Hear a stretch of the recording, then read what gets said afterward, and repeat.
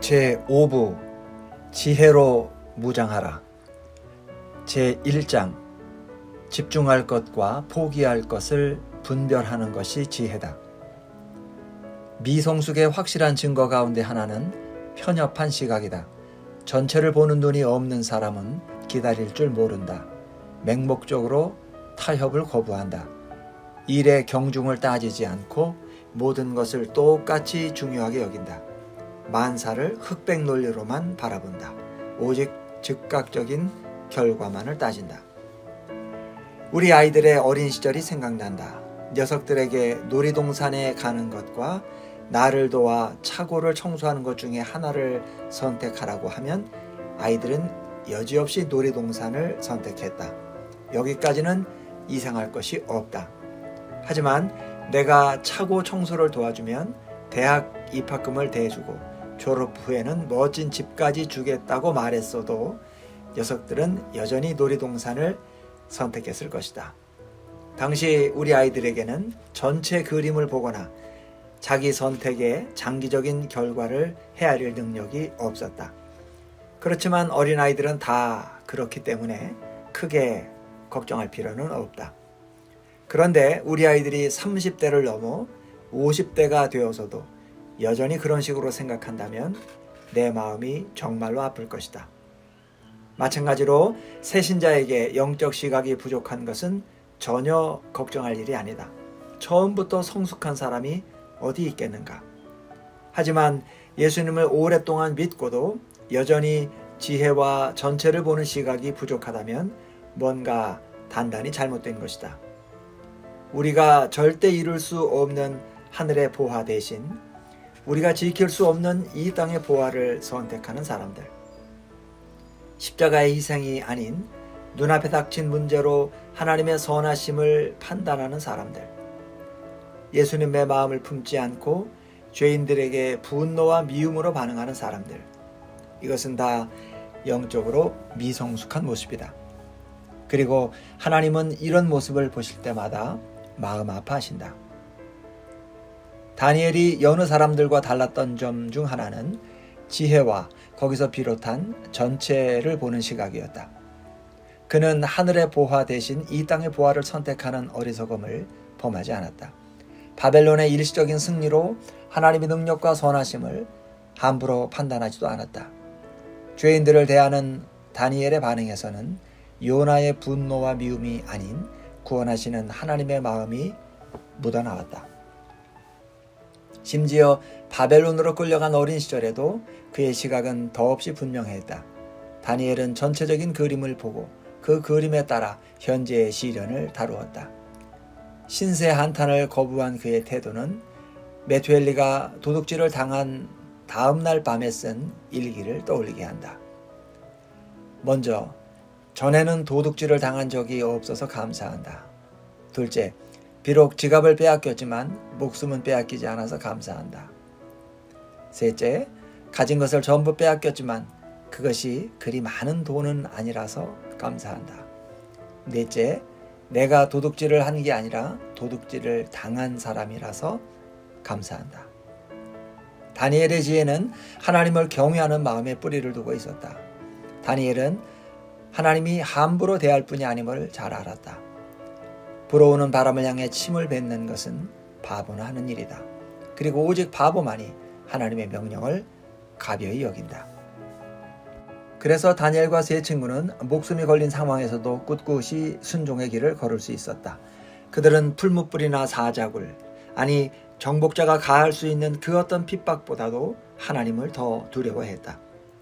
또 다니엘은 모든 것이 목숨을 걸 만한 일이 아님을 잘 알았다. 죄와 개인적으로 기분 나쁜 일은 엄연히 다르다. 다니엘은 이 둘을 혼동하지 않았다. 그래서 싸워야 할 때와 싸우지 말아야 할 때를 지혜롭게 가려낼 수 있었다. 하지만 누구나 그런 분별력을 갖춘 것은 아니다. 자신이 싫어하는 것과 하나님이 금하시는 것을 혼동하는 사람이 정말 많다. 다니엘이라면 어깨를 으쓱 하고 말 일도 그들에게는 싸워야 마땅한 명분이 된다.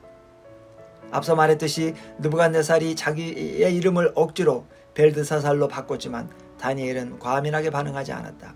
그의 친구들도 마찬가지였다. 그들은 이름 따위에 연연하지 않았다. 그렇다고 그들이 새 이름을 마음에 들어 했다는 말은 아니다. 벨드사살은 벨의 왕이라는 뜻이다. 그 이름을 들을 때마다 다니엘의 귀에 거슬렸을 것이 분명하다. 크리스천이란 이름의 교인이 모하메드로 불리는 것과 비슷한 상황이다.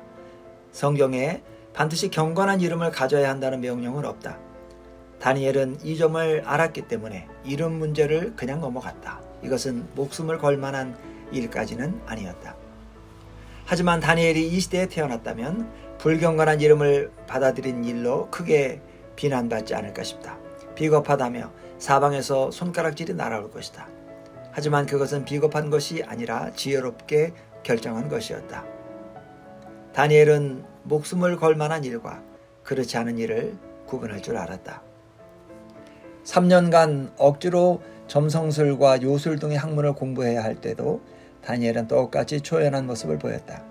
만약 스스로 선택할 수 있었다면 이 과목들을 건너뛰었을 것이다. 하지만 다니엘에게는 선택권이 없었다.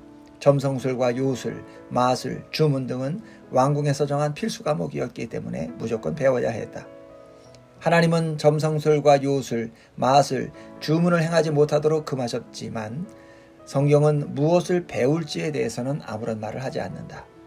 그래서 다니엘은 왕의 식탁에 올랐던 음식을 거부한 것과는 달리 이 과목들을 단호히 거절하지 않고 배움을 받아들였다. 그리고 어차피 배우기로 한 이상 맨 뒷자리에 앉아 인상만 찌푸리는 것이 아니라 맨 앞자리에 앉아 열심히 공부했다. 그리고 당당히 수석으로 졸업했다.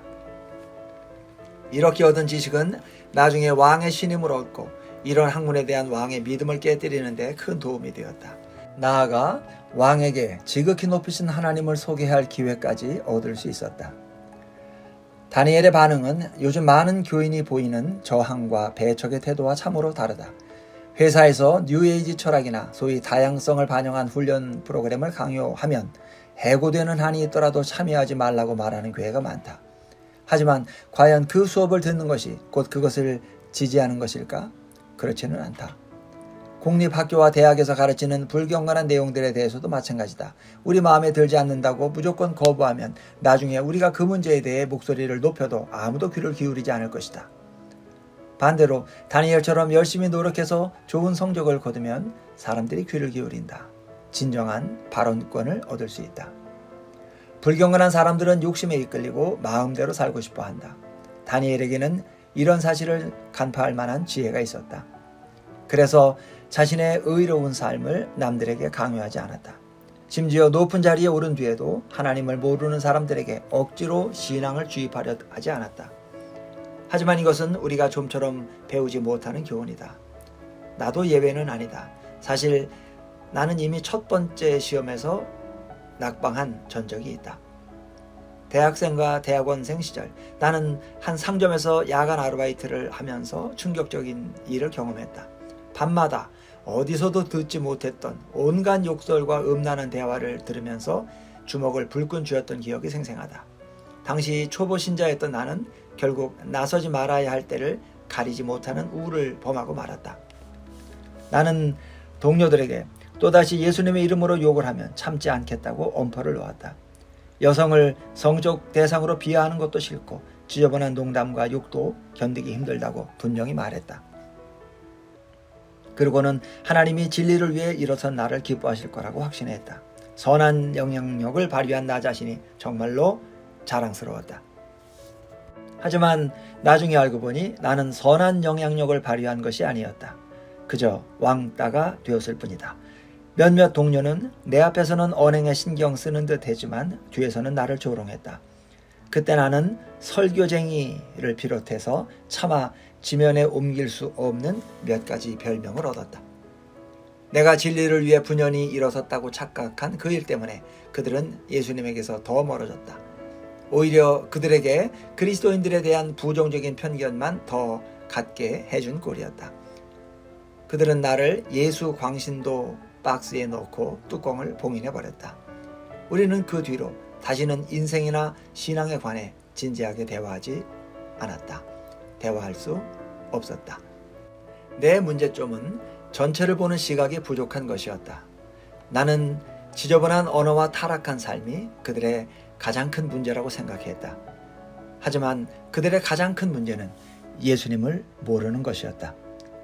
종교적 가치를 강요한 탓에 나는 그들에게 더러운 삶을 깨끗하게 하고 죄를 용서하실 수 있는 유일한 분을 소개할 기회를 놓치고 말았다.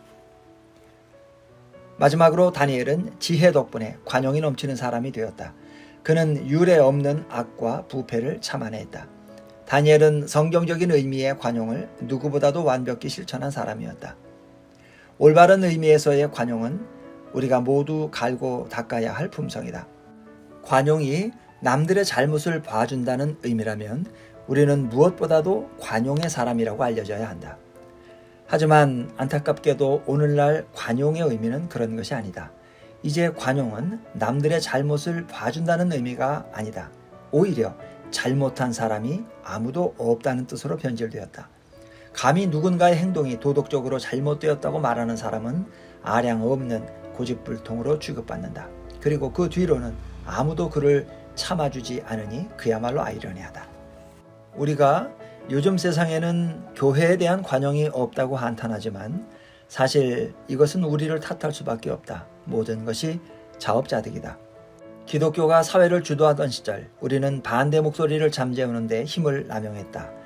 대학에서 불경건한 주장을 펴는 졸업식 강사를 초빙하기라도 하면 당장의 소란을 피우고 압력을 넣어 그 일을 취소하게 만들었다. 기독교 가치에 반하는 텔레비전 드라마에 광고가 나오는 물건은 사지 말라고 후원자들에게 압력을 넣기도 했다. 기업들이 기독교에 불리한 결정을 내리면 불매운동을 벌였다. 그 화살이 이제 우리에게 돌아오고 있다. 내가 이 글을 쓰고 있는 지금 진행자의 복음주의적인 성향 때문에 텔레비전 프로그램 하나가 폐지됐다. 한 목사는 대통령 취임식에 기도자로 초청되었다가 성에 관한 성경의 명령을 공개적으로 가르친 전적 때문에 취소당했다. 나는 기독교가 우리 사회를 지배할 때 다니엘과 같은 지혜를 발휘했더라면 상황이 어떻게 달라졌을까 하는 생각을 자주 한다. 우리가 성경적인 의미에서의 관용을 발휘했더라면 어떻게 되었을까? 우리가 반대자들의 입을 막으려만 하지 않고 그들의 발언권을 허용했더라면 어떻게 되었을까? 어차피 진리가 이기는 것을 말이다. 물론 그렇게 해도 세상은 여전히 우리를 달가워하지 않을 것이다. 하지만 만약 그랬다면 적어도 우리가 이 시대의 죄와 문제들을 이야기할 때 세상이 지금처럼 강하게 반발하지는 않았을 것이다. 다니엘은 이런 실수를 저지르지 않았다. 먹이사슬의 밑바닥에 있든 최상단에 있든 상관없이 그는 자신의 의의를 남들에게 강요하지 않았다. 다니엘은 이방인들을 이방인처럼 살게 놔두면서 경건한 삶을 본으로 보여 그들에게 선한 영향력을 끼쳤다. 때가 되어 그가 목소리를 높였을 때 사람들이 모두 귀를 기울인 것은 다니엘의 이런 모습 덕분이다. 진짜 싸움을 가릴 줄 아는 지혜는 다니엘이 바벨론에서 자신의 사명을 완수하고 많은 이방인에게 하나님을 전할 수 있었던 비결 중 하나다. 그는 자신이 절대 죄를 짓지 않는 대신 다른 이들의 작은 죄를 일일이 정죄하지 않았다. 그는 조금 불편하거나 기분이 나쁘다고 해서 당장 공격 자세를 취하는 속 좁은 사람이 아니었다. 다니엘은 자신의 마음에 들지 않는 것과 하나님이 금하신 것을 분별할 줄 알았다. 그래서 하나님이 금하신 것은 절대 하지 않았다.